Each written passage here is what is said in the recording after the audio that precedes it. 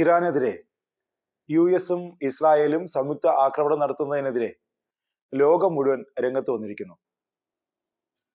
മതിയായ കാരണങ്ങളില്ലാതെ ചർച്ചകൾ നടക്കുന്നതിനിടെ തിരക്കിട്ട് ഇറാനെ ആക്രമിച്ചതാണ് യു.എസിന് തിരിച്ചടിയാകുന്നത്.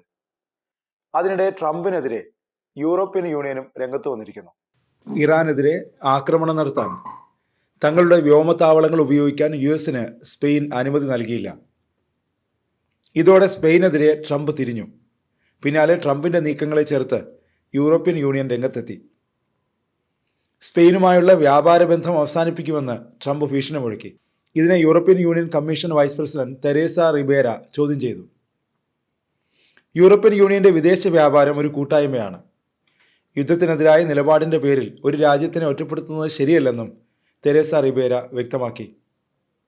അതിനിടെ ട്രംപിൻ്റെ ഭീഷണിക്ക് വഴങ്ങില്ലെന്ന് സ്പെയിൻ വ്യക്തമാക്കി. യു.എസ് വ്യാപാര ഉപരോധം ഏർപ്പെടുത്തിയാൽ അതിനെ പ്രതിരോധിക്കാൻ വേണ്ട വിഭവങ്ങൾ തങ്ങളുടെ പക്കലുണ്ടെന്ന് സ്പാനിഷ് സർക്കാർ അറിയിച്ചു. ട്രംപിൻ്റെ ഭീഷണിക്കെതിരെ സ്പാനിഷ് പ്രധാനമന്ത്രി പെട്രോ സാഞ്ചസും ശക്തമായ ഭാഷയിൽ പ്രതികരിച്ചു. തങ്ങൾ യുദ്ധത്തിനെതിരാണെന്നും സാഞ്ചസ് ആവർത്തിച്ചു. പ്രതികാരം ഭയന്ന് യുദ്ധം പോലുള്ള ഹീനകൃത്യങ്ങൾക്ക് കൂട്ടുനിൽക്കാനാവില്ലെന്നും സ്പാനിഷ് പ്രധാനമന്ത്രി തുറന്നടിച്ചു. ഇറാനെതിരായ ആക്രമണങ്ങളെ ദുരന്തമെന്നാണ് സാഞ്ചസ് വിശേഷിപ്പിച്ചത്.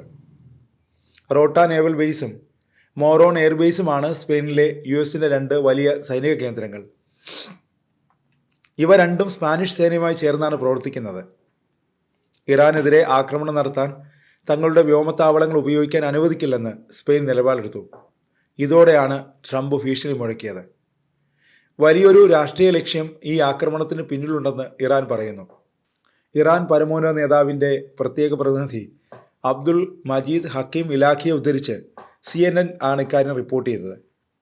ഇന്ത്യ, റഷ്യ, ചൈന തുടങ്ങിയ രാജ്യങ്ങളെ ഭയന്നിട്ടാണ് സംയുക്ത ആക്രമണവുമായി യു.എസും ഇസ്രായേലും മുന്നോട്ട് പോയതെന്നാണ് CNN റിപ്പോർട്ടിൽ പറയുന്നത്. ഈ രാജ്യങ്ങൾ ലോകശക്തികളായി വളരുന്നത് തടയാനാണ് യു.എസ് യുദ്ധവുമായി മുന്നോട്ട് പോകുന്നതെന്നും ഇലാഖി ആരോപിക്കുന്നു. ഈ മൂന്ന് രാജ്യങ്ങളിലേക്ക് ലോകത്തിൻ്റെ അധികാരം മാറുമെന്ന് യു.എസ് ഭയപ്പെടുന്നു. ഇത് തടയാനും ലോകത്ത് യു.എസിൻ്റെ ആധിപത്യം തുടരാനുമാണ് യു.എസ് ഈ ആക്രമണം കൊണ്ട് ലക്ഷ്യമിടുന്നതെന്നാണ് ഇലാഖിയുടെ കുറ്റപ്പെടുത്തൽ. ഇന്ത്യയെ പോലുള്ള രാജ്യങ്ങളെ പങ്കാളിയായി കാണാൻ യു.എസ് ആഗ്രഹിക്കുന്നില്ലെന്നും ഇലാഖി വെളിപ്പെടുത്തുന്നു. ആക്രമണങ്ങൾക്കിടയിലും സമാധാന ചർച്ചകൾക്ക് തയ്യാറാണെന്നും ഇലാഖി വ്യക്തമാക്കി. ചർച്ചകൾക്ക് ഒരു ഉപാധി ഇലാഖി മുന്നോട്ട് വെച്ചു. ഈ ചർച്ചകൾ ഇറാൻ്റെ അന്തസ്സ് കാത്തുസൂക്ഷിച്ചുകൊണ്ടുള്ളതാവണമെന്നും ഇലാഖി വ്യക്തമാക്കി. ആരുടെയും നിർദ്ദേശങ്ങൾക്ക് വഴങ്ങി പ്രവർത്തിക്കാൻ ഇറാൻ ഒരുക്കമല്ലെന്നും ഇലാഖി പറഞ്ഞു. സ്വയം സംരക്ഷണത്തിന് വേണ്ടിയിട്ടാണ് ഇറാൻ പോരാട്ടം നടത്തുന്നത്. അവകാശങ്ങൾ മാത്രമാണ് ഇറാൻ ആവശ്യപ്പെടുന്നത്. സമാധാനത്തിനായി 3 ഉപാധികളാണ് ഇറാൻ മുന്നോട്ട് വയ്ക്കുന്നത്. ഏറ്റവും പ്രധാനം നിലവിലെ ആക്രമണങ്ങൾ അവസാനിപ്പിക്കുകയാണ്. രണ്ടാമതായി, ഭാവിയിൽ ഇറാനെതിരെ ആക്രമണം ഉണ്ടാവില്ലെന്ന് ഉറപ്പു നൽകണം. ഇറാന് മേലുള്ള ഉപരോധങ്ങൾ പൂർണ്ണമായി നീക്കം ചെയ്യുക എന്ന ഉപാധിയും ഇറാൻ മുന്നോട്ട് വയ്ക്കുന്നു. യുദ്ധം തുടങ്ങിയത് ഇറാൻ അല്ലെന്നും ഇലാഖി കുറ്റപ്പെടുത്തി. ഈ യുദ്ധത്തിൻ്റെ ഉത്തരവാദി യു.എസ് ആണ്. യു.എസ് അക്രമം നിർത്തിയാൽ ഇറാനും ആക്രമണം അവസാനിപ്പിക്കുമെന്നും ഇലാഖി വ്യക്തമാക്കി. സമാധാനത്തിലുള്ള വലിയൊരു അവസരമാണ് യു.എസും ഇസ്രായേലും ചേർന്ന് ഇല്ലാതാക്കിയതെന്നും ഇലാഖി കുറ്റപ്പെടുത്തി. യു.എസ് ഇറാൻ ചർച്ചകൾ വലിയ പുരോഗതി കൈവരിച്ചിരുന്നു.